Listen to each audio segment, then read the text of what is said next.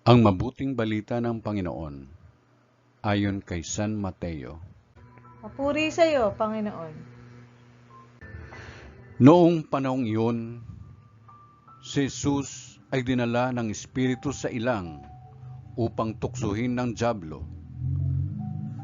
Doon 40 araw at 40 gabi nagayuno si Jesus at siya'y nagutom.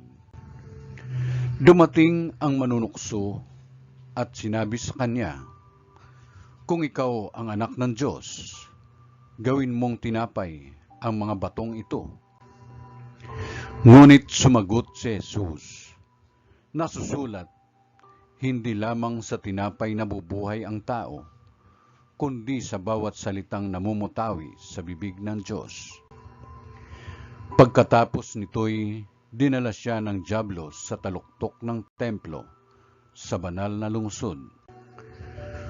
"Kung ikaw ang anak ng Diyos," sabi sa kanya, "magpatihulog ka, sapagkat nasusulat, ipagbibilin niya sa kanyang mga anghel na ingatan ka. Aalalayan ka nila upang hindi ka matisod sa bato." Sumagot si Jesus, "Nasusulat din naman, huwag mong subukin ang Panginoon mong Diyos." Pagkatapos, dinala din siya ng dyablo sa isang napakataas na bundok. Mula rooy, ipinatanaw sa kanya ang lahat ng kaharian ng sanlibutan at ang kayamanan ng mga ito.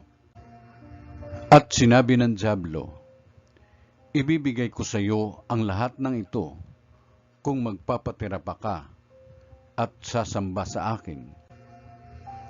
Sumagot si Jesus, "Lumayas ka, Satanas, sapagkat nasusulat, ang iyong Diyos at Panginoon ang sasambahin mo. Siya lamang ang iyong paglilingkuran." At iniwan siya ng dyablo. Dumating ang mga anghel at naglingkod sa kanya. Ang mabuting balita ng Panginoon. Pinupuri ka namin, Panginoong Jesucristo.